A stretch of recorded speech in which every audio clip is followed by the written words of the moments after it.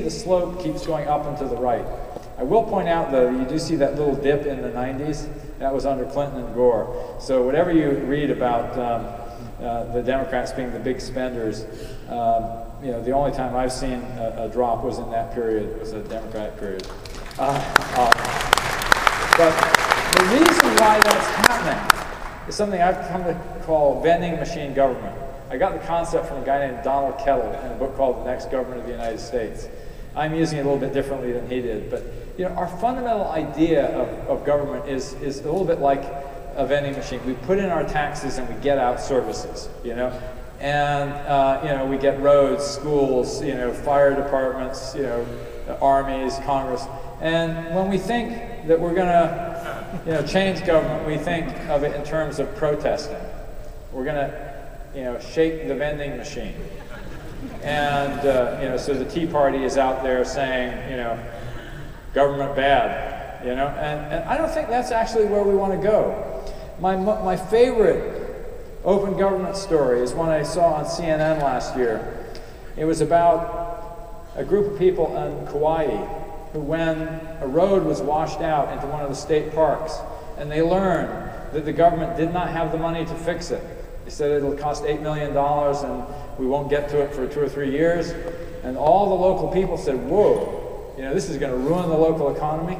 They got together and they fixed the road themselves. All right? And I was just reading recently, you know, that in California, they're cutting back on the money that they use to fund picking up roadside garbage. You know, so people dump a mattress or a couch by the side of the road, they're no longer going to pick it up. Well, that may mean that we may just have to pick it up ourselves. All right? And so I wrote this blog post called "The Change We Need is Do It Yourself on a Civic Scale." And that's really the heart of the revolution that I think is, you know, government 2.0. It's our ability to participate, our ability to make things happen. It's not just to influence policymakers in Washington or in San Francisco City Hall or wherever. It is our opportunity to see what needs doing and to do it. And that's actually kind of coming back around. That's what's so important about Drupal. Because Drupal is a DIY platform. You know, Drupal is this immense democratization of the power to create web content. You guys made it possible for people, you know, at a much lower level of technical skill to be able to create and manage communities, to be able to share with each other, to build these amazing sites. And that's a kind of DIY spirit. And that DIY spirit is also present, looping back around to what I was saying in the beginning, in open source hardware projects like Arduino.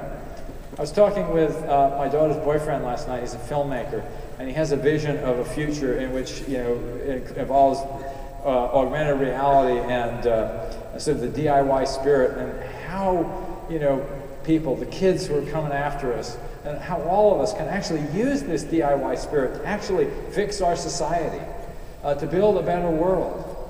And so what I want to leave you with is this long perspective of technology that keeps evolving, technology that's going to push past the web that we've known, but that is going to call on us, it's going to call for us to exhibit the same kind of creativity and do-it-yourself spirit that we're showing today in building websites. So keep rediscovering the DIY spirit. And as you do, I want you to remember how important it is to work on stuff that matters. Thank you very much.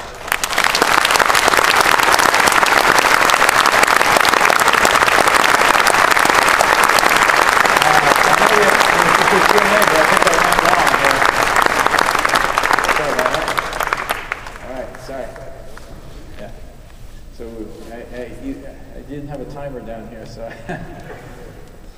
So, my name is Pritish. We're going to go over the Q&A questions that were submitted via Google Moderator. Yeah. First question, the most popular question thus far, is so with most of these systems being hosted and controlled by the usual suspects. A bit of a feedback here.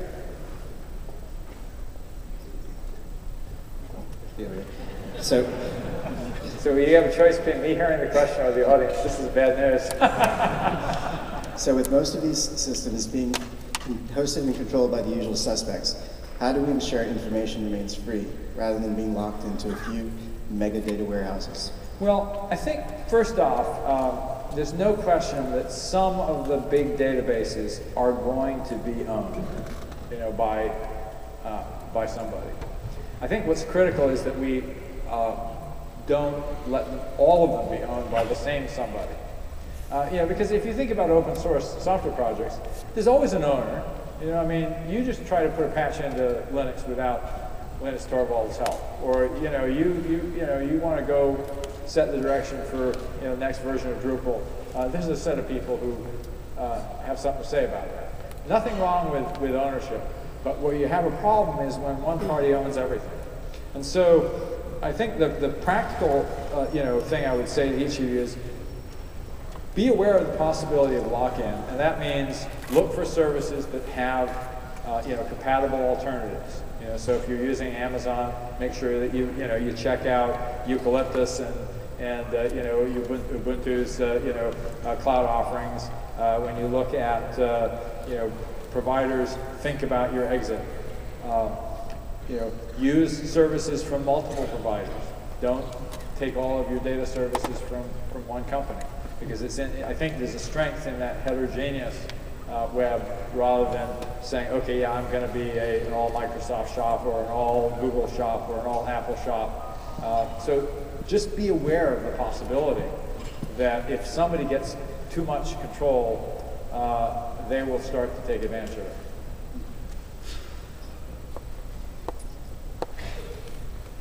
That's all we have right now. We have a lot of other questions, but blank screen. All right, well. Too many people on it right now. So the moderators coming down for us right here.